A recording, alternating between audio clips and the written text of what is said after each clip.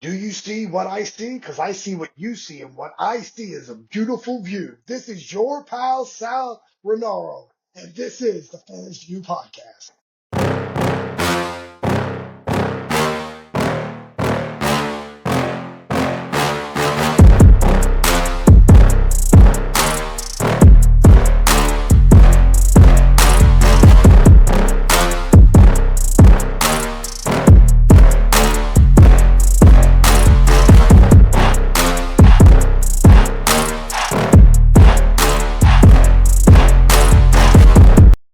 What's going on, everybody? Welcome back to another episode of the Fans View Podcast. My guest this week, he doesn't need an introduction, but I'm going to give him one anyway. He's your pal. He's my pal. He's Sal Rinauro. Sal, how are you doing, man? I'm doing great. I'm excited to be here. I appreciate the time, the opportunity. Absolutely. How could I not have such an underrated, I'm going to call you a Well, legend, underappreciated and underrated. But you are a star of the independents, I would say. yeah, which is crazy to think. I mean, life has a funny way of lifing, and there's so many times that I don't realize how long I've been in the Indies, or like how many like generations of independent people I've influenced, which is like nuts for me to even try to conceptualize. But yeah, I think at this point, legend's a fair term. So we're just going to bring it all the way back to the beginning. When did the wrestling bug bite you? So it's funny. I tell this story pretty often. I don't know a time I didn't want to be a wrestler. Like it's just always been like it's always been the thing, to the point where like I remember vividly in first grade, my teacher's name was Miss Bradshaw, and I remember she would go around. She went around the class. What do you want to be when you grow up? Little Timmy wanted to be a dentist, and little Michelle wanted to be a doctor, and well, Sal, what do you want to be? I want to be a pro wrestler. And then, Diana, what do you want to be? I want to be a dinosaur. She was like, she's got a better chance of being a dinosaur than you do of being a pro wrestler. And I was like, okay, that's right. It's on. Suffice to say, I think I won that. We don't know. She might be a dinosaur. We don't know that for sure. She may actually be Luchasaurus. I haven't seen. I mean, yeah, it's just always been. I'm either the smartest person you'll ever meet or the dumbest person you'll ever meet, because wrestling sunk its teeth in me, and that was it. Like there was no other options. Like I never had a plan B. I never it was just I'm always gonna be. I was always just gonna be a pro wrestler. And which is awesome. But also like, hey, what if I was good at math and never knew? Never even gave it a chance, right? Like I could have been like an astronaut or something. Like, no, pro wrestler. That's it. I'm done. I'm done looking for a career at 3 years old. Hey, well, we're glad you did, because you've given us a lot of entertainment over the years. So, who were some of your favorites growing up? Obviously, you're a smaller guy in stature. Were you drawn to those guys, or were you a Hulkamaniac? Well, so I grew up in California, so like I found the NWA later on through the aftermaths, really, But like I'll always say Hulk Hogan's the guy that brought me in, Like I just like every red-blooded American in the '80s, I just Hulk Hogan was the guy. But with that caveat, Randy Savage was the guy that kept me, just like that's my dude. Savage was the guy, just because like in one promo. He'll yell, he'll whisper, he'll laugh, he'll cry. Like it's just this emotional roller coaster of insanity but like it was just the perfect storm. Plus, like, and this is probably where I get it from, but like his gear was always different, so like he always had a different look, and that's kind of, like if you really take a look at my body of work, it's very rare you catch me in the same set of gear, like ever. And that's Randy Savage's fault, which my gear guy is grateful for it when I paid for it. He also, every time he sees my name on his phone, I know he's like, God, here we go. What crazy idea do I have to deal with now? But yeah, so like Savage was my guy, but then like even as a kid, I was drawn to heels. So like Right. Rick Rude was like, I love Rick Rude and like Mr. Perfect. And then, as I got a little older, obviously, like, I was fortunate enough to be at WrestleMania 12, and like Wow. Shawn Michaels. Like bumping heel was always, I love a good bumping heel. All those guys fit in that motif, and I didn't know, as a kid, I wasn't like, this is a bumping heel, and this is why I like him. I was just like, no, this. I've always been kind of drawn to that character, anyways. But yeah, and then like kind of answering your first question too. Like I said, I was at WrestleMania 12, and I remember vividly, like, please don't think I had good seats. Like you see the clips of Edge at WrestleMania 6, like on the floor. I was the complete opposite. Like, Sean came from the rafters. I was like 5 levels above that. I was barely in the building. But I remember very vividly, the match is over. Sean's on his knees, the belt's in front of him. And I was like, yeah, there's no option. Like, I have to do this. Like, there's like that. Like I said, I'm going into it. I already wanted to be a wrestler, but like that, I can look back on it. That's the moment I was like, oh, there's no turning back. Like Right. this is just everything. Yeah. So yeah, I mean that's a short list of some of the guys. That's a hell of a list too. Yeah. So when did pro wrestling, when did it go from a hobby, something you enjoyed, to like, hey, this could be what I do with my life? When did it get real? So I would say so. I was I'm a big believer in do as I say, not as I do, and this is why. So in '96, I was still in California, and I was already hook, line, and sinker. They had right, like pro wrestling had me full boogie, especially in that generation. Like, and it's funny dealing with a lot of the kids that I deal with nowadays, and I don't mean that in a derogatory term. They're just all kids to me. They're all children because I'm ancient. But they talk about the different eras, and like, oh, they finally look back on the Attitude Era. Like, they stab in the heart and they're like, oh, yeah, I love the Ruthless Aggression Era. I was 3 years old. I'm like, hey, why don't you die? You get out of my face. But, like, the new generation is my favorite era of pro wrestling just because, like, when I was coming up, like the golden age is what they call it now. But like wrestling was hot, right? Like it was everywhere. Saturday Night's Main Event with Hogan and Andre was doing 86 billion views, and all that stuff. Wrestling was hot, and then like as the '90s came, wrestling wasn't as hot, and all my friends found other things to do and I did it, right? So like then there was this new gen and like that was my little secret, right? Like nobody I knew liked wrestling but me. So like and then when it got hot again with the Attitude Era, like there was a couple people that would circle back and be like, "Oh, Sal's the Right. wrestling guy. I want to talk to me about like Goldberg Streak." And I'm like, "Hey, buddy, you weren't here for Tatanka Streak. Get out of my face and Goldberg Yes. Streak. Leave Yes. that to me, right?" I But love that. so I was, I was obsessed to a scary like level where every magazine I could find, I was buying off the newsstands, and like I said, that's how I found out about NWA. And then obviously through that, your world classes and your continentals and your, whatever Lawler was doing in Memphis, it's everything, right? And I fell in love with all of it.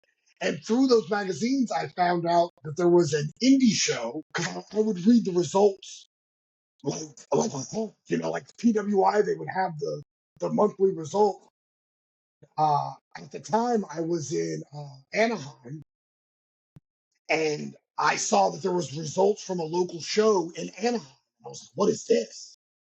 So like I looked into it, and it was 3 blocks from my house. And I was like, "Oh my god!" They ran every other Sunday at the Boys and Girls Club 3 blocks. I mean, I could walk. So I did.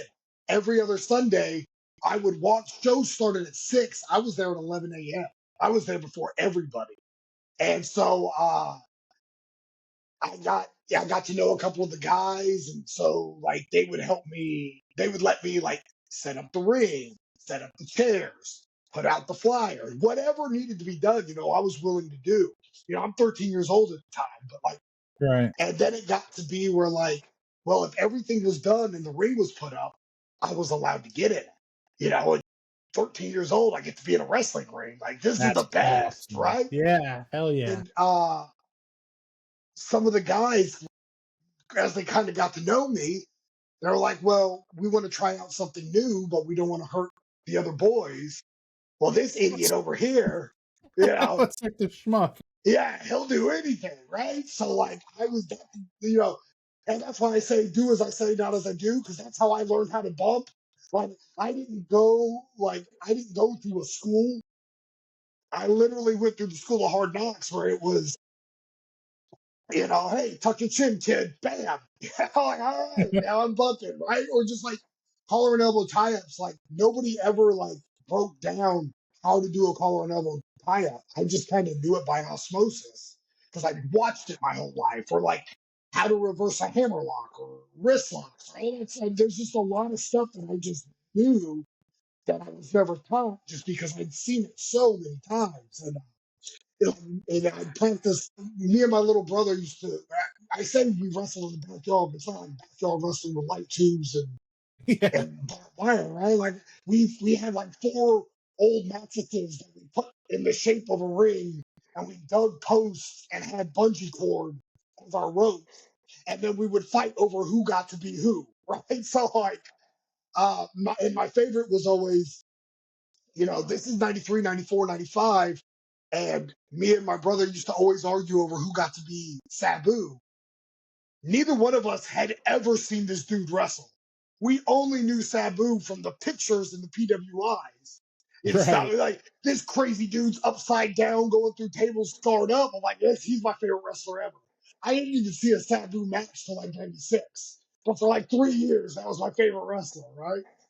Um, but yeah, so like that's getting to do the training and stuff, which wasn't really training, but just getting to get in a ring and do stuff. And like I said, I had already had the mentality of like, this is what I'm going to do. There's no other option. I'm going to pro wrestle.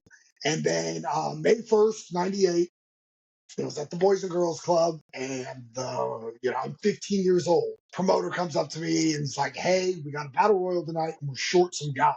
Can you put on a hood?" And I was like, "Buddy, We're back. Yeah, you did for a second. We're back. We're good. We're good. but yeah, so I mean, and it was just I hit the ground running. So at that time, I'd also in real life I was already on my own.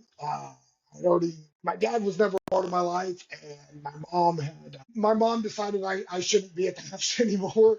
So I was on my own from 14 on. So at 15 years old, I had a buddy that I had a learner's when I didn't have a driver's license, but I had a buddy that rented a U-Haul for me, and I decided, well, Rey Mysterio's the cruiserweight champion. WCW's got the power plant in Georgia, so I'm just going to drive cross country and move to Georgia and win the cruiserweight title. Wow. So Solid. yeah, I love the I thought it logic. was a sound idea. Still to this day, I think it's pretty much the most sound idea anybody's ever had. So yeah, at 15 years old, I loaded up what little stuff I had, and my grandparents lived in Macon, Georgia. So I moved myself cross country so I could win the cruiserweight title. I love it. I love it. I don't think it worked out, but I think things worked out in general Well, for and you I'll still overall. say, so like I was fortunate enough that when I got here, I became friends with pretty quickly. I became friends with Jason Cross and John Phoenix, who were big indie names here in Georgia. Jason Cross, both of them, but Jason Cross I love him to death. He's the biggest waste of talent I've ever seen. He's just so grossly talented, but had no clue how good he was. So he kind of just like everything just came to him naturally. So he never had to work hard. Right. So he took a lot of Right. stuff for granted. And if he had my work ethic, I'll always say, because like him and AJ Styles were neck and neck here in Georgia, and that was like the big Georgia feud was AJ and Cross. Jason Cross was more athletically gifted than AJ. AJ just worked hard. If Cross had my work ethic, Jason Cross would be the one, at Mania, and he just would. But at the time, both Cross and Phoenix, who are still dear friends to me, I mean, I'm still close to them today. They were working for Wildside, which at the time was a WCW developmental. And so they got me into Wildside. So I'll say to this day, if WCW would have lasted one more year, I definitely would have at least had some WCW work. I was fortunate enough to get into the power plant and do a couple things there, which is super cool. Just kind of like, I get it. You hear that, Miss Bradshaw? But yeah, if to this day, I'm not saying I would have made a better Nitro. I would have got that Saturday night show. Like I would, yeah, There yeah, you yeah. go. I would have definitely at least got to be beat up by Free Cat on Saturday night. Hey, and we would have took it. We would have Absolutely. took it. Tank Abbott would have took some liberties, but we would have took it. So obviously you didn't make it to WCW because they closed their doors. But you became a fixture, and I do mean a fixture, in the very early days of Ring of Honor. What was it like breaking in with such a young company? And on the backside of that, how happy are you to see ROH here 20 years later in 2025, still thriving? And honestly, Tony Khan's giving it new It's life. a beautiful thing. So like again, you don't get to pick your age. I broke into wrestling at the perfect time and the worst time all at once, right? Like I Yeah, genuinely think, if I was 3 years older when I broke in, like I truly feel I would have at least got a look at by WCW. It's just, by the time I got any kind of footing, the company was going under. right. But 5 years before that, I would have been too small to get booked anywhere, right? But like right as I'm breaking into wrestling and really doing it, so I turned 18 in 2000. WCW closes in March of 2001, right? So like I'm not I'm now legal enough to vote when WCW goes under. And ECW's right behind it. So like these two other options are gone. And it's just like Right. all this talent is now flooding the indies, and a lot of us, a lot of guys don't know where to go. And then Ring of Honor opened up, and I was fortunate enough that I was doing Wildside, which was on Gabe's radar. And Jimmy Rave, who was my best friend, and to this day, I still consider him my best friend. He was the one that kind of helped me transition to getting booked up north. Living in Georgia was a blessing and a curse in that I was booked every weekend. I had all sorts of bookings, right? I was, again, I'm 18 years old. I'm 120 pounds and 90 of it's hair. Clearly, all of that's changed. Yeah, and I wasn't very business savvy. Uh, I kind of just let my work speak for itself and I wasn't as well rounded as a self promoter back then as I am now. And Right. Jimmy was really the one that was like, hey, let me help you put a demo reel together. He started getting booked for Ian Rotten. He started getting booked for CZW. And because we were friends and he was lonely, he was like, well, let me help you get booked so you can come with me. And so, and that's really the genesis of all of it. But watching Ring of Honor, like that became the spot almost immediately. I Yeah. mean, Yeah. uh, I just remember the buzz because at the end of '01, they did the best of the indies in California. And it was the best of the indie tournament. And I believe AJ was booked for it, right? And AJ was kind of the guy that AJ had that cup of coffee at the end of WCW. Then he came back to Georgia, but he was kind of like everybody knew, like that was the golden child, right? You kind of wanted Yeah. you kind of Absolutely. I mean, there was just no question. AJ was amazing, and you wanted to get as much knowledge as you could from AJ, and even which is incredible to look at just back then because AJ was still figuring out who AJ was, right? But like Right. it was just one of those things that like everybody kind of got it, like that's the guy. And I'm pretty sure AJ did the best of the indie tournament, and he came back, and he's telling us these tales of Brian Danielson and Spanky and Christopher Daniels, and while I was familiar with them, I wasn't as tuned in as AJ because AJ was working with them, right? And Right. so when Ring of Honor came to be, AJ was the one with the foresight to be like, this is the place you're going to want to be. Like, do what you can to get on this. So that first show was met with so much anticipation, even from me down here in the South. And it's just funny to think about how different the world is, right? Just like, because Yes. when that first show happened, it's not like we could stream it and watch it. We had to, like, we had to order it from RF Video and had to wait 4 weeks to get the DVD. And then it was, at the time, me, Tony Santorelli, who ended up getting a WWE developmental deal for a while here in Deep South, Todd Sexton, who's a Georgia stalwart. All three of us had an apartment in Atlanta. And I think Todd was the elder statesman, like 22 years old, right? The three of us kids had an apartment, but within the southern indie world, we were the only young guys that weren't living at home. So like that was the place to be. So like when we got this DVD, I mean, you would have thought it was the Garden for, Survivor Series 96. I mean, it was a sellout, right? I mean, we had people, they were Yeah. hanging from the rafters in our 2 bedroom apartment, just to get a seat, just to see what Red and SATs, the Briscoe, like, oh, we got to see this show. Yeah, And absolutely. it's funny looking back on it because I mean, legitimately, there was probably 20 of us packed into that room to watch this DVD. I mean, it was just like, that's the place. We want to be there. We want to be there. We got to figure out how to get there. And out of us, I did a couple pre-show matches, but Jimmy and I are the only ones that really got a run at ROH, which, my run would have never been possible without Jimmy. And, I owe him till the day I die for opening up those doors for me. But it was one of the best compliments I ever got was from Gabe. It was Brian and Cabana were doing in power. I was fortunate enough to have enough self awareness to know and look around this locker room, right? And it's CM Punk, Samoa Joe, Brian Daniels, Roderick Strong, Austin Aries.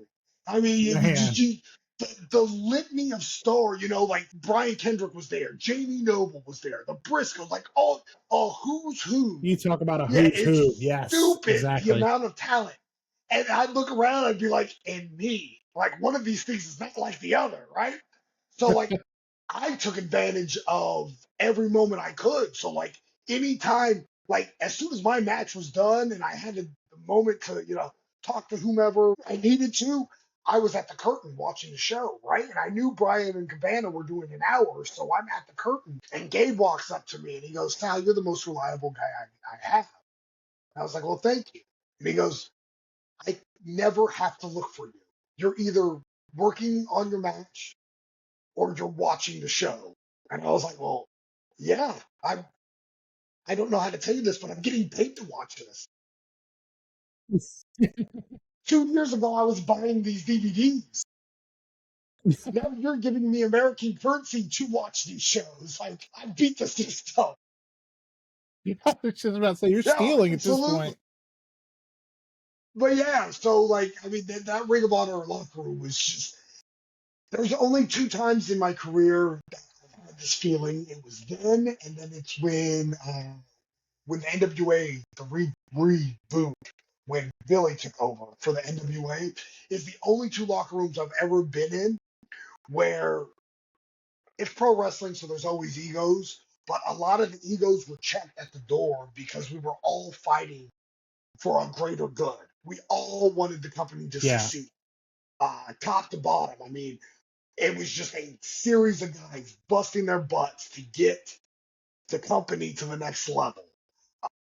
I mean, and that Ring of Honor locker room, man, that was definitely, yeah. I mean, it was just such a special environment, and it's so great. I was just at Collision Saturday, and just getting to see the ROH brand. And I got 3 or 4 friends. Well, I got a lot of friends that are doing they're involved in the new Ring of Honor, Tony Khan's version of Ring of Honor. And like, it's Right. just so cool to see those letters still have meaning to people. Like Absolutely. I'm very much a footnote in the history of the company, but like I still helped build the company, as Agreed 100%. it may have only been a brick or two that I laid for the foundation, but like I did it. And so like just to see it thrive is so cool. And like every time, like I said, I've got friends that are with Ring of Honor, and just like this last Saturday I got to help put together one of the matches for Honor Club. And it's so cool that it's still reaching more and more people, almost by the day. It's very Yeah. much a point of pride for me to Yeah. just be associated. Absolutely. And this is the Fans View podcast, so I want to give the fans perspective. I was at the show in Charlotte as well. I was in the seats. I was covering it as media, and people still believe in that brand to the point where, I mean, obviously they tape Ring of Honor before and a little bit after the Collision. It's not like the WWE where nobody's in their seat until it's TV Yeah, time. People were there. They were supporting Ring of Honor. They stayed after Collision to support Ring of Honor. So, I know you're a humble guy, and you want to understate your position in building that foundation. But I mean, yeah, you guys did something right. I'll say that. You did something right for it to still be as important today as it was in 2005. and the one thing I'll always say is, I mean, look at where everybody went, right? I mean, Exactly. you're not going to see another roster of that much talent where you just start listing off names. It's like, oh, he was there, he was there, he was. Oh my god, right? Like that's genuinely influenced and changed the way the whole bit. What was the main event of the first Raw? That's not just me being like I'm very partial to the brand. I am, but There's good reason. Yeah, you throw a rock in that locker room and you hit a yeah, Hall of I mean, Famer. both of those guys were ROH World Champs, right? Like, that's Yeah. Yeah. at some point it's got to stop being coincidence, and it's just got to start being the reality that like all completely changed what pro wrestling is viewed. 1,000%. I agree with you. So, moving on from your time in ROH, obviously, you bounced around a little bit. You were kind of a rolling stone, a mercenary, if you will. You spent some time in ROH and FIP, you were in the beginning of. Obviously, you spent a little time in TNA. You're with the NWA now. You started, like you said, with NWA Wildside. I have to tell this story because it blew my mind. Obviously, I think the world of Sal Rinauro. And I was at a TNA house show one time, and I go to the merch table, and I see Sal Rinauro of the Wrestling Road Diaries. Can you talk a little bit about how you found yourself at the merch table of Well, TNA? so in 2010, so just to back up a little bit, it's funny. So in '05 is when Mama Luke and I won the ROH tag titles, right? And Yes. Yep. which again, like we won the tag titles on the same show that Joe wrestled Kobashi, which is insane, right? Like that to this day, like not only that, but it's in the Manhattan Center. And when you're talking to a lifelong fan like me, like I remember walking into the Yes. Manhattan Center and just like it's just to peel the curtain back a little bit. I had heard rumblings that Mama Luke and I were going to win the tag titles that night, and it was just rumblings. I had no clue showing up because, like, if Wow. you go back and look at the advertising, the show was advertised as myself first month, Okay. and then we did a little hung kong foolery, and we ended up doing the tag title match where we beat Jimmy Jacobs and BJ Whitmer. But like, just walking into Manhattan Center, like this is where the first Monday Night Raw was, right? Like, dude, right there is where Shawn Michaels hit Mr. Perfect with a car. Like, what are we doing here? Right? Like this is like so I'm literally like you couldn't tell me anything, right? Like I'm on seventh heaven already. And it's Joe and Kobashi. And like Jamie's there, who like Jamie Noble and I have this weird friendship which makes no sense that I'm friends with Jamie Noble, but like We are friends, which is insane to me. And I've got some fun Jamie Noble stories if you want them at some point. But like,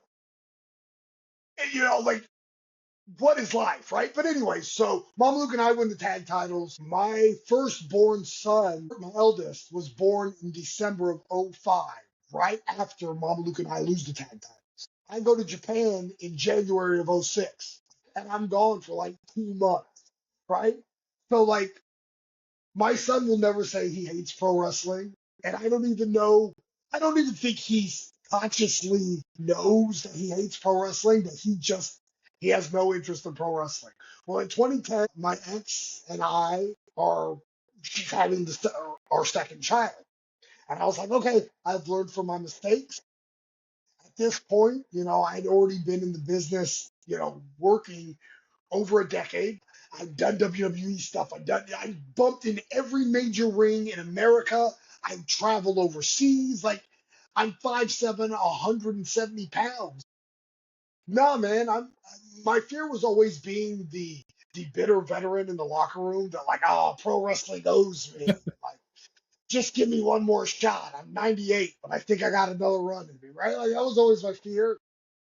So like when we were getting close to the due date, I was like, okay, maybe I just need to take a step back and maybe I just need to let it breathe a little bit and I don't need to be on the road as much and like I'm not going to make the same mistakes with this one as I did the first one. And so Right. I never used the hard R. I never retired, right? I never used that word. I didn't believe in it, but I definitely was mentally taking a sabbatical and I would take bookings here and there, but I wasn't actively seeking work. Well, Right. Yeah. TNA had come to Macon, and like I said, I'm fortunate. I've been very blessed to just know a lot of the right people at the right time, I guess. And so they're 10 minutes up the road. And so I've got guys like, hey, come to the show, come hang out, come visit, come hang out, come visit. So okay, fine, you got me. You guys got catering. So I'm literally just there to visit. I came in with Jimmy, and I'm just visiting friends and catching up, and just a lot of people that I hadn't seen in a long time that I'd come up through the indies with, and then gone to war with, or just laughed with, whatever. And Right. in the course of this, somebody had mentioned that they were short some people at the merch stand, and I was like, screw it, I'm here, I'll help. And they're like, for real? And I was like, I mean, I get to go shopping afterward. But yeah, I mean, I'll be more than happy to, I'll be more, like I'm already here. So Yeah. I go up to the merch stand and they kind of just throw me into the fire and I'm in my element, right? I mean, it's a pro wrestling crowd. Like, there's not many things I know. I will not sit here and tell you I'm a genius. I know pro wrestling. At this point, if I don't know it, I'm in trouble because it's all I've studied, right? So I kind of just know how to talk to people, and in that element, I'm very extroverted anyway. So I bringing people to the table, and I'm selling shirts. And Don West, who had known me from all the explosions I had done and the impact jobs or whatever, when we were done, he pulls me aside. And he goes, "Man, you're better at this than I thought you'd be." I was like, "Oh, I didn't." You're wrong. Like, I'm selling Hulkamania shirts. It's not that hard. Like, Right. what are we doing? He was like, have you ever thought about doing something like this full time? And I was like, never even had the thought. And he goes, well, we might be looking for someone to go on the road full time with us. If you're interested, let me know. And I was like, we don't, I'm interested right now. Like, we don't have to put this off. Like, if you're offering a full time gig to do this, I'm absolutely interested. He said, okay. And within 2 weeks, I was full time with TNA at the merch table, which was awesome because I was still in the wrestling business. I was getting a weekly check for the most part. There was sometimes I got that empty envelope, like, oh, we forgot to send it. Like, I bet you did. Not talking a Yeah, yeah, handshake, though. yeah. But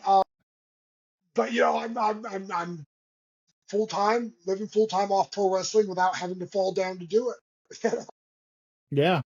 I was getting a lot of the perks. I was getting the travel. I was getting the frequent flyer miles. I was getting, I was getting to be at the shows, or like, especially at the time, because like the merch crew traveled with like the referees and the agents. So like I got to become real good friends with like D'Lo Brown and Earl Hebner, which like you tell, you know, 13-year-old Sal, like, these are going to be your friends. Like, no way, right? So, like, it was awesome. It was such, we had so, like, we, it got to the point where me and one of the other guys that was it was basically me and two other people that were full-time merch. We ended up, we were around each other so often, we had our own lingo to this day. Like, because one of them was Danny Deals, who's with the NWA now too.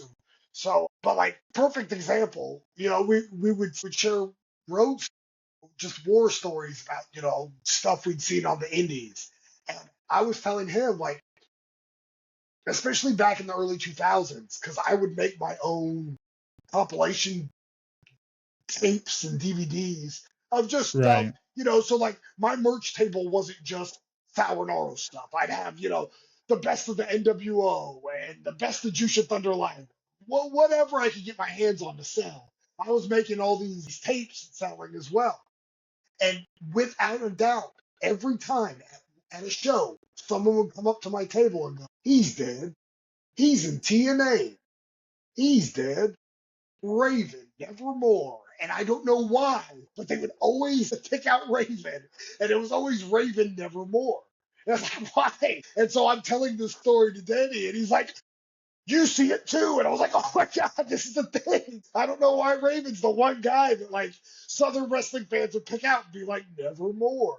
So like that just became a thing where like when things were over, or when they were done, or when they were never more, we would just go Raven, and we'd laugh hysterically. Just, stuff like that, which is like to this day we'll still, he just, so because I did Dynamite last week in Asheville, and the last time I was in that Mhm. building was a TNA house show, and I completely forgot about all of this until I walked into the building, and I was like, man, last time we were here, the truck, the truck we were in, the gas tank had a leak, and we were stranded in this building. Like they had shut the building down, and we're just kind of there we're waiting on Bob Ryder to get us a new rental. And like we were getting the run around, and it was just a total nightmare. Like I had all these memories flooding back. I completely had forgotten until I laid eyes on that building. And so I hit Danny up immediately. I was like, "Hey, you remember Asheville?" And he was like, "Tell me about it." I was like, "The gas tank." And he was like, "Oh my God." I was like, "I know." I love that so much. But yeah, I mean, what a fun time we had selling merch. And like we would play a game where TNA was really good about getting merch for everybody. Like if you were on the roster, you got some kind of shirt. Some of them were winners. Some of them were absolute stinkers. I was real good friends with Bunner, who had come up through the Georgia Indies. He was still Shatter. He'll always be Shatter to me. But he gets the TNA deal. And so, like, I always try to look out for my boy and sell his shirts. But his first shirt was, I mean, it was tan. It was a tan wrestling shirt with like a dark colored logo. So we're talking brown on tan. They're like, "Look, guys, if you didn't want to sell shirts, you could just not make this." So I would take it upon myself to be like, "This weekend I'm going to sell 5 Gunner shirts." And like, and that would be the goal, right? Because again, it's not hard to sell a Hulkamania shirt, Right. you know, but Right. like to sell a Gunner shirt, you got to put some work in. Uh, Yeah. and sure enough, I mean, I can't say I hit the number every weekend, but some weekends I was like, "Look at this. I sold 10. I sold 10 Gunner shirts." One of my favorite moments, we were uh we were in West Virginia. And I can't remember the town, but we killed it. I mean, we just, keep in mind at the time, TNA's business was awful. I mean, just, we would show up to buildings and get ready to set up, and the flyers for the show that were sent to the building to be put out were still wrapped up behind a desk somewhere. So like nobody's promoting this show at all, right? I would go to the Right. gas station across the street to get an energy drink, and they'd be like, "Oh, what are you in town for?" I'm with TNA Wrestling, and they're like, "Oh, when's that?" I'm like, tonight." Like Yeah, 15. yeah. They're like, "I had no idea." Great. But like merch, we would blow it out, man. Like we were making a killing. And one of my favorite moments, we were in West Virginia, and I wish I could remember the city, but I just remember we got done with the night, and I mean we smoked it. And Don is standing there. God, I love Don West. And Don goes, "Boys, if they made a video game for selling merch, you guys would have won it. You're doing video game numbers out here." And like his big thing was always like the per head, right? Like, oh, WWE's doing $8 per head. And he goes, "Boys, you guys are doing $27 a head." And I'd be like, God dang. I mean, granted, we only got 14 people in the building, so it's not that hard. You sell a couple of those $450 world title replicas. Sir. Yes. Sir. Hey, we can sling a lot of mud at TNA, man, but those Oh, deals, but those deals were the deals something. by Dawn were the best. I mean, and this is like we had a good time. There's a lot of times we just knew what we were working with. Like a lot of that stuff became out of our hands. Like I wish we could do this. You want to do this, but at the end of the day, uh, it's not. You're not putting your name on the check. So you show up and you do the best job you can do, and you let the rest of the chips fall where they may. Right. And Yeah, I can't tell you how many brown bags Don West has funny, sold me in his funny those day. brown bags. My favorite was at one point there was a printing error with the company, and we ended up getting blue bags. I think I might Yeah. have one of those So too. like we would try to count like we had a bunch of loose action figures at the warehouse. And so it got to the point where I was just like, throw 3 figures in a bag. It's the blue bag special. So then we had a blue bag and a brown bag. I'd see guys walking out of the show and they'd have one on each shoulder. And I'm like, yeah, yeah, Uh-huh. someone's having them a good day. Yeah. Ugh. You guys, I got to give you credit. You guys are some damn Yeah, we salesmen. the hustle was real. The hustle was real. You couldn't knock it though because TNA always, to me, like again from a fan's perspective, it was like WWE was where you went if you wanted to spend a couple thousand Yes, dollars.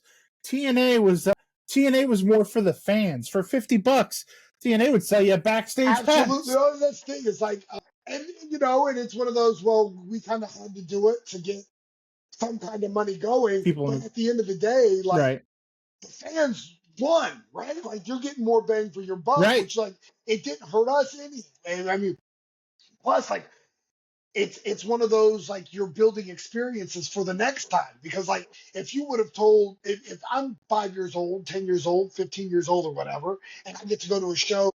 And for 50 extra bucks, you can go backstage and meet Kurt Angle and Sting and AJ Styles and Bobby Roode and yeah, James Storm. Like, buddy, I'll give you 100, do it twice. Like, what are we doing, right? yes, Uh, yes, and then, and like, again, I mean, there was just so many. Like, I got to know Jeff Jarrett really well during some of that TNA run. To this day, Jeff, like, I was a Jeff Jarrett again, bumping heels, flashy, flashy bumping heels. That was my jam, right? So, like, yeah, to this day, like I said, I just did. So I was backstage and booked for World's End, Dynamite, and Collision this last week.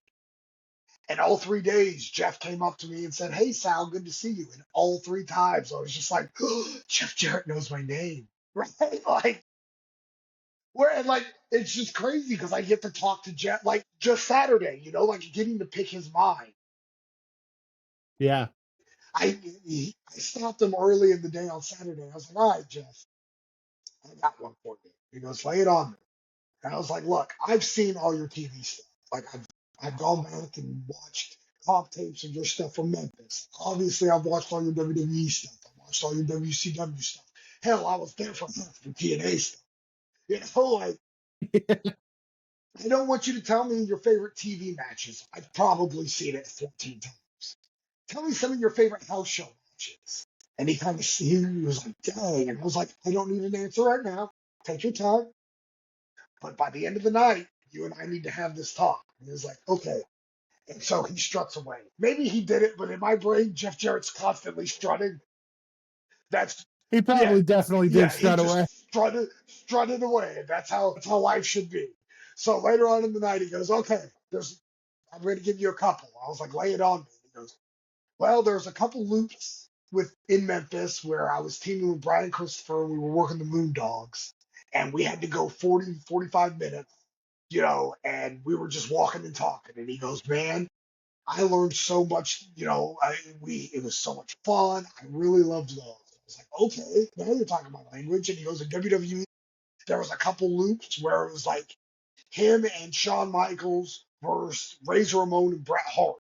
And he goes, "We run around the loop, doing those tag matches." And he goes, "Buddy," he goes, "I don't think I'm bad, but when you're in the ring with those three guys, you're the fourth. You're the fourth best by proxy." And I'm like, "God."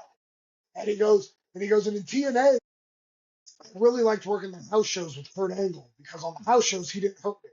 For us to be like, it's crazy. It's just crazy that I've been able to like this relationship with Jeff Jarrett where I can have these conversations with him, right? Because at the end of the day, Right. like this podcast is kind of perfect for me because I'm just a fan. Like, I took my fandom to the next level, but like at the end of the day, I'm a fan of pro wrestling. I love pro wrestling, right? Like it's my Absolutely. favorite. So like getting to have these relationships with these guys, like it still blows my mind. And like that TNA run while I was doing merch is the first time because when I came into pro wrestling, it was not acceptable to be a mark per se, right? And I don't Right. like the term Right. mark, but like in the locker room, you're not allowed, like it wasn't cool to take the pictures or ask the questions. You kind of just, Yeah. especially when you were young and small like me, you kind of just shut up and sat in the corner. But that Right. TNA run is kind of where I was like, screw it, like take the picture, ask the questions, right? So like that's how Earl Hebner and I got to be close because I every time Earl would walk by, I would just throw a name at him, tell me a story, right? And I just saw Earl again at WrestleCade, and Okay. and Yeah. Yeah. and Yeah. then again, I mean, it was just a big hug. And, like, it was so cool to see Earl again, and I love Earl. I love Brian Hebner. Those are two of my favorite people. And I told Earl, I was like, "Earl, you told me this Randy Savage story once. It's one of my all-time favorite stories." And he goes, "Is it the rope one?" And I go, "Absolutely, it's the rope one." I go, "Old time steak, tell it to me again." And so I think you'll appreciate the story. So Savage is working Hacksaw Jim Duggan. It's a house show wherever, right? And they're blah blah blah blah blah blah blah blah blah blah.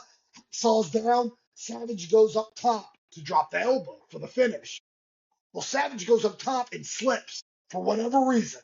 Who knows why? Like he doesn't fall like in a perilous predicament or anything. He goes to the top rope, slips, lands on his feet, puts a couple boots to Hacksaw, goes back up top, drops the elbow. 1, 2, 3, they're out. They get to the back, and as soon as they get to the back, Savage grabs Earl and goes, "Next time I'm on the top rope, and you think you're going to hit the ropes, I'm going to have to do something to you." And everyone goes, "What? I'm not doing drop down leapfrog drills out here." Like, what do you mean hit the ropes? And he goes, "Well, I'm the macho man and I don't fall. Someone had to hit the ropes." And I was looking at Duggan.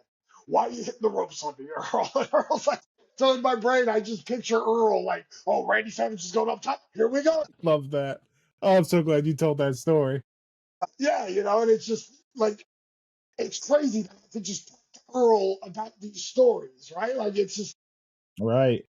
that's the best to me. It's just like, especially like when they see me as their peer, and like Yeah. it's very very cool. I'm a very lucky dude. It's like, man, like I said, at the end of the day, I'm just a fan. I mean, like I love pro wrestling and getting to have these relationships with these people is why. Yeah. I love that you say that, and I can tell that it's not just lip service because your excitement when you talk about wrestling really shines through.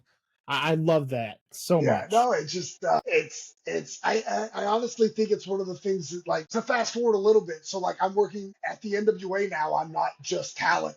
I'm also an agent, Right. and like when I start helping guys put their match, or guys or girls or whatever, all encompassing. When I'm helping people put their matches together, like, There you yeah, go.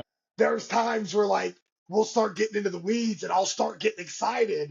And like, oh, and then we can do this, and then we'll buy, and then maybe you come in and then you do this and one, two, oh, I really think my excitement is something that they appreciate because like I can't wait to see them do it, right? And like if I'm into it, then they're into it. And if they're into it, then the crowd's into it, and like nobody loses. That's absolute facts. Yeah, it's contagious. It's just but like it's only because like it comes from a place of love. I love pro wrestling. I can't quantify it. I can't explain it. It's my favorite. It, like I said, it absolutely shows through. I think that's one of the more endearing parts of your personality is just that excitement when you're talking about wrestling. It gets me excited. Like I just want to sit here for 3 more hours and talk about all the stories because man, the stories you could tell me. There's millions. One thing I absolutely have to get in is the Wrestling Road Diaries. Honestly, it was my introduction to you. What was that like working on something? Obviously, at the time, maybe you didn't know that it would become just this cult classic, but did you know you were doing something special when you guys were filming it? Take you back to when it all happened. Cabana pulls me aside. We were doing Ring of Honor TV tapings at the ECW Arena, which again, I've been lucky enough to work at the ECW Arena more times than I can count. And I can't tell you how many times. It's been way more often than not. Every time I walk into that building, I find the stairs and I go, "Do you want to be at the show? This is the show." And I laugh to myself, right? Because like it's the ECW Arena. But so like just every time there, I mean, and they've renovated it. It's actually a very nice building now. It used to not be a nice Yeah, it building, is. but it was still so magical just because it was what it was, right? But so like I was always just so super happy to be there. But Cabana pulls me aside, and this is right when Cabana was coming back from his WWE run, and Brian had just signed. So like it's almost a ships passing in the night paradox. Cabana lays Right. this idea out to me. He goes, "I want to kind of film this thing. He goes, "But I think we're missing something. We need a third person." He goes, "I'm very interested in you if you'd like to do it. Is that something you'd be interested in?" And I was like, "Dude, why are you asking? Just tell me when we start. Like, what are you talking about? Am I interested in it? This would be amazing, right?" Absolutely. And it's one of those things where it's very funny because it's the perfect glimpse into the reality of what our weekly lifestyle was. We didn't do anything special for this filming. It's not like we pulled out all the lions and tigers and bears. What you saw is what we did every weekend. Right. The insanity of the road to us just trying to figure out ways to not kill each other to all of it is as 100% pure, honest, and as real as it gets, right? And it's fortunate that like I've just always been able to like Cabana and Brian and I always just had this relationship where like we just got along, right? Like we might not have been each other's favorite people at every moment of the day, but like we've just always had a really good relationship. I've always enjoyed their friendship. I've always enjoyed all the time I've got to spend with them, even when Brian was bullying me. Because don't to make no mind about it, Brian Danielson is low key the biggest bully in the history of pro wrestling. I don't want that to be slept on. But like no, and so but it was just one of those things that we were just filming it. It's the same thing we always did. There just happened to be somebody there with a camera. There was nothing Right. different. It was as pure and as honest as it could be.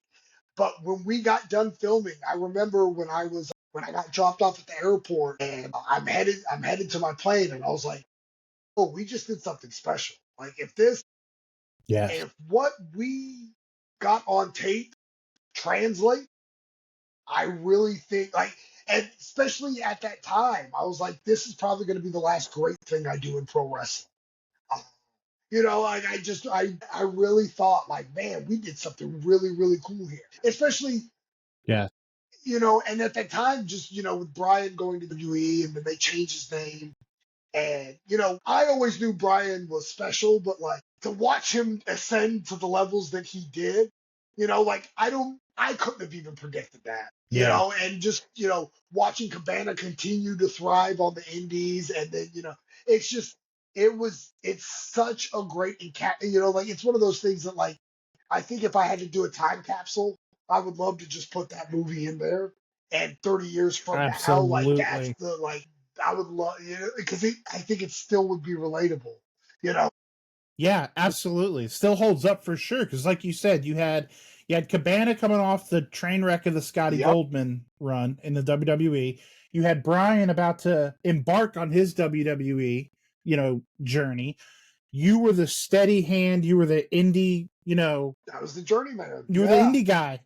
Yeah, exactly. That was the word I was looking for. Was the journeyman. I don't mean any disrespect by that, but Oh, you that's were what I you am. were Yeah. the man on the indies at that time. So, it was just such a perfect Yeah. storm. And then you have Cabana, who is Don West is number one, maybe Sal Rinauro is number two. But man, Colt Cabana is a hell Yeah. of a That salesman. I've got three islands off the Keys and Cabana sold me. You do what you want. Yeah, I mean, and Cabana, had the art of wrestling at that time Yeah. to promote Yeah. that because that was just you guys. That wasn't like this big company behind the Wrestling Road Diaries. Absolutely.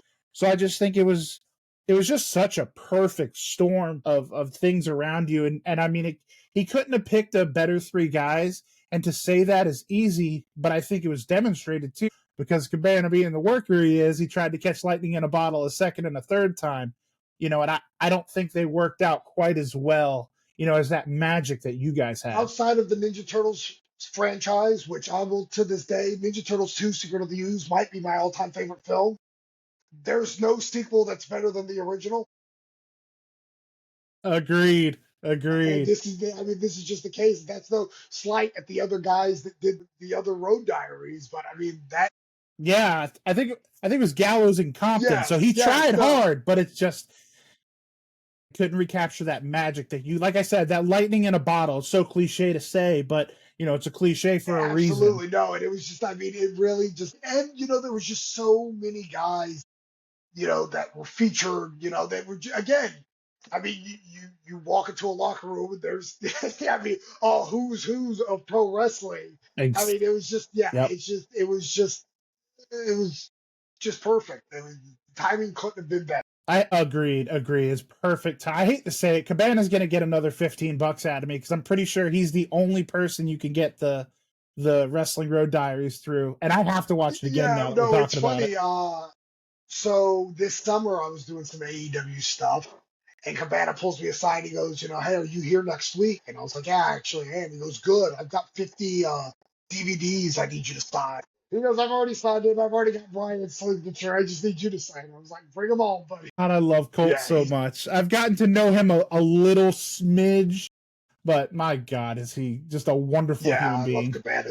So to bring it kind of back to present day, obviously you're like you said, you're an active participant or a worker. You're an agent for the NWA. I mean, Sal, you're no spring chicken anymore, buddy. What is it that keeps you motivated? I see your promos on Instagram. I see what you do, in the ring. How you're still working your ass off. What motivates you to keep doing that? I mean, part of it's just the love. I still love doing it. Part of it is, I still kind of eat, breathe, sleep pro wrestling, and part of it is it's twofold. One, like I still want to show my kids that if you work hard, good things happen. Like it takes the work, and sometimes the work's not fun. Like what you see on Instagram, what you see, the matches and all that stuff is awesome. It's fun, but like you don't see the alarm waking me up at 5 a.m. because I got to go do 40 minutes of cardio and tan and, putting in the time at the gym and the 5 hour drive here to turn around so I can get to the next town. That's not stuff you see, but my kids do see it. So I want them to, part of it is I want them to see that, like, no, I do this work. I work this hard because at the end of the day, there's a payoff to it. I'm not just working hard to work Yeah. hard. And the other part of it is like I've got one more real big bucket list thing. I think it's feasible that I want to cross off my list. And until I do, I just have to keep working, because that's my mentality. Is I'm not a guy that asks for favors. I'm very much a guy that will work hard until I get what I want. I have my goals and I want to reach them. And the thing I'm talking about is my big like my big thing is I really want to be the NWA World Junior Champ. Uh, you know, Yes. All right. it's just one of those things where it was promised to me years ago. And life happens, didn't come through. Yeah. It is what it is. Like I don't have room on my carry-on for that kind of luggage. So, I don't have any ill will about it. It just didn't work out for whatever reason. But I was there the night Jimmy Rave won the World Junior for the first time. And that was a really big deal to him, and it was a real big deal to me. And when I lost, Jimmy passed away in 21, and like I said, he's still my best friend. Like I still talk to him, text him and stuff. Which is, I hope somebody doesn't have his phone number because that'd be really weird. Because I send a lot of inappropriate things like people don't get. They're like, I hope this isn't someone's 8-year-old child because they're gonna have questions. But I really like. I'm still close with his wife, and his son was born like 4 months before my second, and like I still have a relationship with them, and I really want to be able to win the world junior title, not just for myself, which obviously I do, just because, again, being the fan that I am, I want my name in the record book, right? Like I remember I used Right. to get the Absolutely. the PWI annual, the almanac, and I would study. Like to this day, like I don't know if I could do it with a lot of the modern stuff, but like I can chronologically list the WWE champions and the Intercontinental champions, and like just because like I used to study these things, and so like just Yeah. to have my name in the record book as the world junior champ, for me, that's like awesome. But like just to bring that title back for my kids to see and for little Jimmy to see and for Felicia to see one more time would be like, that's kind of everything for me. And that's the motivation, is to get to the place where I can do that. Man, that is amazing. I guess you kind of answered my next question is what is 2025? Obviously, we're 8 days in now. What does 2025 hold for Sal Rinauro? Fun. So like again, like I'll keep doing this until it's no longer fun. And I'm having more fun 26 years in. Is it 26? Yeah. May will be 26 years I've been doing this. And yeah, I'm old. May will be 26 years, and I'm having more fun now than I've ever had. I like, and that's not to diminish all the fun I've had before this, because Yeah. it's just wild, when I take a step back and think of all the stuff I get to do, like Right. this what, Friday, 2 days from now, I'm boarding a plane to go to Texas for an NWA show, right? Like, and I get to, like Billy Corgan, who's like a legit rock star, like not just like a pro wrestling guy, but like legitimate rock star, calls me and talks to me about pro wrestling. Like, life makes no sense, right? And like, that's crazy. Like, one of the other agents is Dr. Tom, who like just a sidebar, like again, the new generation was it's my little secret, right? It's my favorite era of pro wrestling. I was at WrestleMania 12. The opening match was the Body Donnas winning the tag team titles from the Godwins at the end of the tag title tournament, right? Like, I legitimately love the Body Donnas. And so like, yeah, Unironically. right? And so like Dr. Tom, the first couple times he was in, I was like, tell me all the Body Donna stories. And he was like, nobody ever wants to hear a Body Donna story. And I'm like, no, I'm serious, Dr. Tom. Like, I love the Body Donnas. And like, he for months was like, why are you ribbing me? This isn't funny. To the point where uh, we were doing the show, and I was like, all right, Dr. Tom, I will prove to you that I love the body Donnas. Talk to me at the next show. And he goes, okay. So I call my gear guy. I was like, hey, I got to get Body Donna's gear made for the next show. And he's like, what?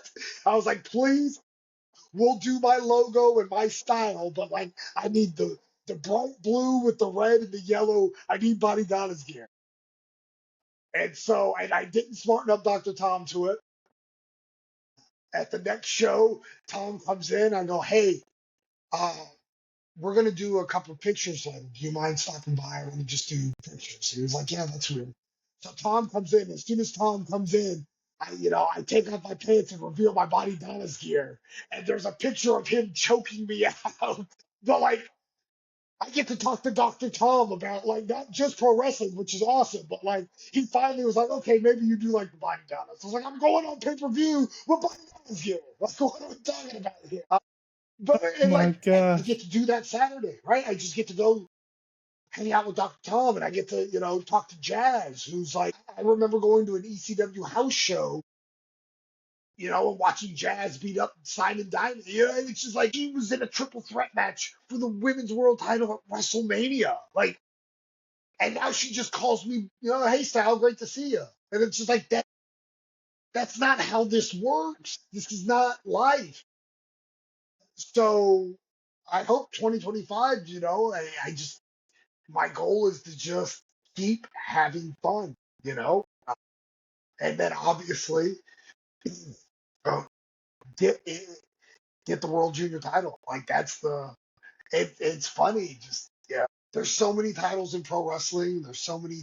Again, I've been Yeah. very blessed to do so much. I've wrestled on multiple continents. Yeah, I mean, I've wrestled on Monday Night Raw. I've wrestled, like I've done all these things. I've wrestled on Impact. I've wrestled this guy. I've wrestled that guy. But like the World Junior title is the one that means the most.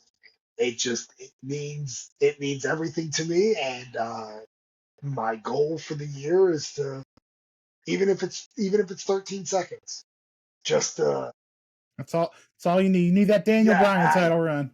just let the bell ring and have me announced, and then whatever happens from there happens from there. I love that. Man, that's such a beautiful answer because it's genuine. I so appreciate your love. I know I've said it, a couple times now, but I just so appreciate your love and your vigor for professional wrestling. Like I said, it's my So, favorite. so to kind of take it outside of the ring, and I don't know if we can even do this because I think you just eat, breathe, and sleep wrestling. What do you enjoy of when you're away from the ring? When you're not at the arena, when you're not. Yeah, so yeah, my kids, I've got my kids now are 19, 14, and then my little girl's 11. And, I spend a lot of time just being dad, which, it is good or bad. Like my 14-year-old, he's a scary, scary reminder of who I was at 14. Like I said, my eldest has no interest in pro wrestling. I think it's a subconscious thing. I don't know. But like when WWE Network started, I think Jacob was 3. And so like I'd come home and be like, hey dude, what are you up to? And he's like, I'm watching, Hogan and Adrian Adonis. I'm like, why? What are you doing with your life? Stop it. He'll bring me I'm a figure guy, so by proxy he's a figure guy, which Yeah. sucks because now I have to buy 2 of everything, which is the worst. But he'll bring me his cards and his storylines for like the next 6 months, and I go outside, touch some grass. What are we doing? I love that. And then my daughter's a cheerleader and she does chorus. And like it's crazy because like all my kids are like in gifted classes and stuff, and I'm like, I don't know where you got that from. I can tell you where you didn't get it from. That much I'm just sure. I love that. Springboards, yes. Straight A's, Not no. this guy. Like my senior research paper in high school was we had 3 choices and I can't remember the third one. One was religion, which I was like, not touching. Even in '98, I was like, I'm not touching that. and the other one was You knew better. yeah, All right. and the other one was natural disasters. So I did a 5-page thesis on earthquake and typhoon. I knew you were going to say that. I knew it. As soon as you Yeah, gave me the yeah, setup, I yeah, knew no. it. All right, what was the boy supposed to do, right? Like, God, I got to talk about their title run. I got to talk about, them losing it to Money Inc. and, the split and just everything. God. My teacher was not impressed, but it's probably my finest work. But yeah, so like a lot of I love getting to be dad. It's so fulfilling. And then like it's away from the ring, but it's not. But like I'm blessed that I've got a lot of people that reach out to me to help mentor them. So like, which is how I get in some of these weird group chats that I'm in, where I'm just like, your guys' combined age, it's like 3 people and their combined age isn't mine, and I'm like, how does this? I'm gonna need a permission slip signed before I respond to your match. I love that. So yeah, Uh, the one thing about or there's a couple things, but losing Jimmy in 21 really kind of helped me look at my priority. Number one is, like really when Jimmy passed, I wanted to do like most people do. I wanted to post pictures of me and Jimmy, and I realized all Yeah. the pictures. I mean, this dude and I were on the road together for 300 days in 2006. And we've got the only pictures we have in Spain, right? Like we don't have where we just I mean it was different time too. We didn't have camera phones at the time or Yeah. whatever, but like we don't have any real world pictures just because we Right. were busy being numbskulls and a lot of foolishness was A little bit of yeah, yeah. tomfoolery. Yeah, I can appreciate it. But so like I'm real big on taking the picture, and the other one is just live today. Let life happen today. Don't worry about tomorrow because it's not promised. So that's one thing I try to apply to every day. I wake up and I'm like, oh, I got another shot at it. So whatever it may be, let's go. Let's go have fun. Like life is too short not to have fun doing it. So let's figure out a way to have some fun. I love that so much. And that segues perfectly into the main event question here. It's my favorite question to ask everyone because I feel like people really get to know the person, behind the camera. And that question is this: at this point in your life, in your career, what does the term success mean to you? And it's a lot, right? I mean, there's obviously the top layer stuff. The world junior title is equivalent to a form of success for me. At this point in my career, I think success kind of lies in everybody that I've helped along the way, right? Getting this agent job with NWA has really, if you would have asked me 5 years ago, better than what's a better feeling than pro wrestling, I almost wouldn't have been able to answer that, right? I tell I've used this promo a couple times. I'm really good at the 3 F's: fighting, fatherhood, and I'll let you guess the third. And sometimes it's not in that order. But, like if you would have asked me, what's the best feeling in the world, it's either being a dad or being a pro wrestler.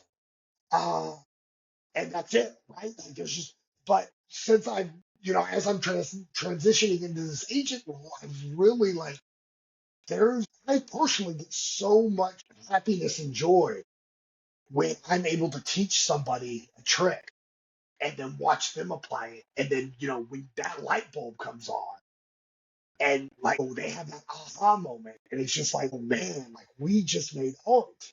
Like I had a brain Yeah. fart. Like I'll have an idea and I'll spit it to somebody and then they can put their twist on it and then they go out and do it and it works. And it's just like, and so like part of success is not just me. It's all the kids I get to work with, watching them grow and watching them become successful. Like I don't want to name drop, but there's guys on a lot of Mondays and Tuesdays and Wednesdays and Fridays and Saturdays that you see that I've helped influence. Like to this day, like literally, I got a phone call today where I pitched an idea that I don't want to spoil, but if it goes through, the New Day is going to be super, super hated, which is what we want. Yeah. I don't want to say anything else because I don't know if it's even going to get passed. But if it gets the green light, it's going to be awesome. Like watching stuff like that, or just like there's just a lot of guys that either reach out to me or like I'll have an idea and I can shoot them a text and then like I don't need the credit for it. But like if I have an idea, here's a good example that I'm comfortable sharing. So when New Day did the turn on Big E, Woods, I didn't teach Xavier Woods how to bump, but I basically took over after that. Like I kind of taught him pro wrestling. Mm-hmm. I mean, and he's one, like my kids call him Uncle Austin. Like he's, so when they were doing the term, we had conversed about ideas or whatever. I watched it live and I texted him immediately after. I was like, yeah, that's the go. So the next morning he calls me and we were kind of spitballing ideas back and forth about, what we could do, what did you like, this, that, and third. Karrion Cross got brought up, and I was like, it's crazy how many people Karrion Cross has fingerprints on that, like he doesn't get credit for. Like he he's the Right. one, like without him, there probably wouldn't have been a Ray and Dominic match at WrestleMania. He's the one that helped turn McIntyre heel. He's the one who made AJ a little more edgier. Like different there's a lot of different pieces that he's been involved in without them directly saying, "Oh, this is." And I was like, man, wouldn't it be cool if they did something where like they just showed a little clip of like Mysterio accepting the match, and and like it pans back and it's a puzzle piece, and do the same thing with AJ, do the same thing with Drew, and do the same thing with the Miz, and do the same thing with the New Day, and as these puzzle pieces converge, it becomes Karrion Cross's face. Which was, oh my god, can I pitch that? And I was like, well, what am I going to do? Keep it? Like who? Like no, you can. No. I think it's a great idea. Pitch it. He goes, I'm pitching. I'm literally pitching it right now. If that's okay. I'm like, what am I going to do with this idea? Like it's just an idea. I don't care. Please, if that makes it to TV, that's success, right? Like I don't Yeah. need my signature on it. Like if I see the genius that company is, be able to put that together, like holy crap, that's success to me, right? So like anytime I get to see something with my fingerprints on and watch it work, that's success. I don't need the credit. I don't need my name on any of it, right? Uh, one of the jokes. So like again, Jimmy Rave, he was my best friend, whatever, whatever. A lot of the stuff Jimmy did was stuff that I vomited out to him, just like, oh, what if you tried this? When he started doing the Styles Clash, that was like, dude, just start doing the Styles Clash. AJ's not there anymore. He's a TNA. And he was like, oh my God. And then like once he lost the Styles Clash, he was like, I need a new finisher. I was like, the pedigree. Nobody hates, and Triple H is the most hated guy, especially the indie fans in that at that time. I was Yeah. like, do the pedigree. He was like, yeah. Yeah. Like when I named gonorrhea because he was from Ghana, and you get hit with it, it's over for you, right? Like things like that. I mean, I was constantly feeding Jimmy ideas, and the joke was like, the truth will be revealed when you write your book. And Jimmy goes, well, the punchline is you're going to write my book for me. I'm just going to take credit for writing it too. And I was like, yeah, that's probably how it's going to go. But like, that's not stuff like I ever, it's not like when Jimmy would be like, hey, I'm going to do this. I'm not a guy where it's like, oh, remember when I came up with that? Like, I don't care. Like, I just want to see good things. I just want to see good pro wrestling, right? Like, if it's something that's cool that fans can connect to, I don't need the credit for it. I want the fans to, I want something that people, like, if I like it, then hopefully they like it. And that's like one thing I do, like, Yeah. because I watch pro wrestling with such a critical eye, just because I've been watching it forever. I kind of stopped watching. I Mm-hmm. love to watch wrestling with my kids and not say a word Mm-hmm. and just see what they react to. And then ask them why. Right. Hey, why did you like that? Well, why? So like Pete Dunne's a very, very over guy in the Rinauro household. I love Pete Dunne. And so like my son likes Pete Dunne, but I'm like, why do you like Pete? Is it just because like I think he's that dude? Or and he's like, no, and like he'll start breaking down why he likes Pete Dunne. I'm like, okay, well I could selfishly apply that to things I do, and B, like that's the audience they want, right? WWE's been getting Yeah, WWE, TNA, all of exactly. them, they've been getting my money for 40 plus years now. They don't care about my opinion because they're still going to get my money. They don't care. That's the money they're looking for, right? So I mean, Exactly. like I said, Jacob's 14 years old now, so like he's just getting to like that's the money they want to Yeah, get. he's right in their Exactly. demographic. So like, what are you doing? What are they doing that you like?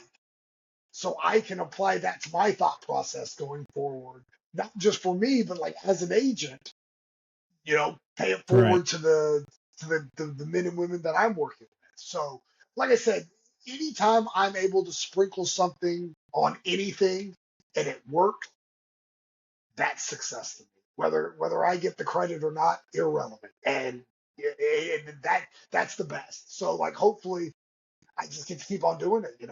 As long as people keep on texting me and hey, what do you think about this? Or when I get an Yeah. idea and I get a response from that person, that's success. That's a great answer. I knew you'd come through with a great answer. We're gonna wrap this up, Sal, but I can't let you out of here without talking about we got some new professional wrestling coming to Yeah, Georgia here pretty soon. We have Next Level Championship Wrestling, I believe out of Augusta, Georgia. Unfortunately, you were booked to be on the original card January 26th, but there was some issues with the venue, I believe, and it got moved now to February yeah. 15th in Augusta, Georgia. But you won't be able to join us. Can you tell us a little bit about what you know of Next Level Championship Wrestling and what you think is going to set it apart Well, going I'm forward? really excited. So the Augusta area it's a great wrestling market. There's been a couple different promotions that have come through Augusta. I love wrestling in that area. They're hungry for good pro wrestling. The mind Yes. behind New Level is again, it's one of those kids that I've kind of got to help mentor along the way, and he's blossoming into his own. I don't know if I'm letting the cat out of the bag or saying something I shouldn't say, but like he's the mind behind Pro South Wrestling in Alabama, and they do great stuff. And now he's getting to spread his wings over in Augusta, and I just think he brings a fresh approach to storytelling, which is my favorite part of pro wrestling. It's capturing that emotion. And I think he does a great job with it. And he's got a lot of connections with a lot of very talented people that Augusta may not have seen either lately or ever, then I think, Yeah. there's a lot of good talent he's already secured. Like you said, unfortunately, I won't be able to be there February 15th physically, but spiritually, I'll definitely be involved. Just because I'm not on the first one doesn't mean I won't be on the next one or the one after that. I'm really excited about getting to finally get down to Augusta again and mix it up with some of the names that he's got there. I mean that there's a loaded roster of talent. Yes. Yes, absolutely. So yeah, An untapped roster. absolutely. And like headlined by Alex Kane, who Alex Kane doesn't need introduction or anything, but like I'm such a fan of that guy. I think the world of him. If you've only seen his MLW stuff, hey, you've seen a lot of good stuff, but like I've seen him in other places. And I mean, he's so young, he's so good, and he's still nowhere near his potential. And he's a guy that he's hungry. He still wants it. I just saw him and another guy, CB Suave, have a match for Southern Honor Wrestling in Canton, Georgia, and I got to be on the call for that. And after the show, Alex pulled me aside and he goes, "Well, what did you think?" And I kind of, and I let him know like I really enjoyed it, but what if and that's my big thing is always what if. Like I don't like to tell you Yeah. pro wrestling's art, right? It's Right. literally art. So Exactly. like I'm not going to tell Picasso how to paint a picture, and he can't tell me I'm doing a wrist lock. right? It's all perspective. Right. So I don't like to say this was wrong, but like, what if you did this way? And as I was breaking down a couple things to him, he was just like, oh my God, I never thought about it that way before, but that's awesome. So, they've got him on the books. Rico Gonzalez, who's I'm pretty sure going to be on the card the 15th of February, is one of those guys that I don't understand why he doesn't have more buzz than he does. I think he's awesome. I mean, there's just a litany of guys like that. But like, I Yeah. really think Yeah. they're stepping in with 2 feet, and there's some special things that are about to take place in Augusta in 2020. Absolutely, guys, and for sure, go check out NLCW Wrestling on Instagram, and I'll drop the link down in the comment in the excuse me, not the comments, in the description of the In both, podcast. we'll do it both. But yeah, we're gonna do both. Why not? This is my show. I can do whatever I want. Sal, I can't thank you enough, man. I know obviously this is the end. I have to thank you, and you were so wonderful. Genuinely from the bottom of my heart, thank you so much for coming on. You are an absolute pleasure to speak with. I could literally go another 3 hours with you. Well, then let's schedule something else. Let's do it again sometime. How's that work for you? Absolutely. I am sold. You guys heard it here. Now we have it on video. He has to come back. No, done deal. It was all my pleasure. Before you go, Sal, where can people get a hold of you? Where can people check out? Because you've got some cool stuff going on social media. Where can people get a hold of you? So you can find me on Instagram at Sal_Rinauro, because I messed up the first Instagram account. You can find me on Technology is Hard. You can find me on X at Sal Rinauro, and then you can find me on Facebook, Sal Rinauro. Try to make it as easy as possible, especially with a name like Rinauro. I've got every vowel in the book. If this was Wheel of Fortune, Pat Sajak would love. Oh my God, I love it so much. Well, folks, that's going to be us for this week. Remember, go check out NLCW in Augusta, Georgia next month, and go show Sal some love. Go heckle him a little bit if you want to. Man, he's got some fire on Instagram. You guys got to go check it out, and obviously keep your eyes on NWA. Well, while you mention it, we will be in Forney, Texas this weekend for Shockwave. We'll be back in Tampa, Florida on February 2nd for another taping. I think that's all we've announced, but there's more coming. I promise you. I just don't think I'm allowed to leak that information. But you could, we've got new episodes of Power that drop every week, 6:05 on Tuesday on X. If you watch really closely at the very end and you see the producers, you see my name, which is crazy, right? Yeah, and because they do it alphabetically, it usually says Dr. Tom Pritchard and Sal Rinauro. Like, yay. So yes, please make sure you check all that stuff out. And if you really want, you can go to my Pro Wrestling Tees store, prowrestlingtees.com/Sal Rinauro. So much cool. And that's going to be in the description too. And the comments. Double dipping the chip. Hey, and the comments. There we go. Again, thank you so much, Sal. I'm going to hold your feet to the fire, brother. We're going to do this again, hopefully pretty soon. That's great. You give me a date, we'll do this. Alrighty. Thanks, everybody, for watching. And don't forget, hug your mom. If you haven't liked or subscribed, you're going to be joking me.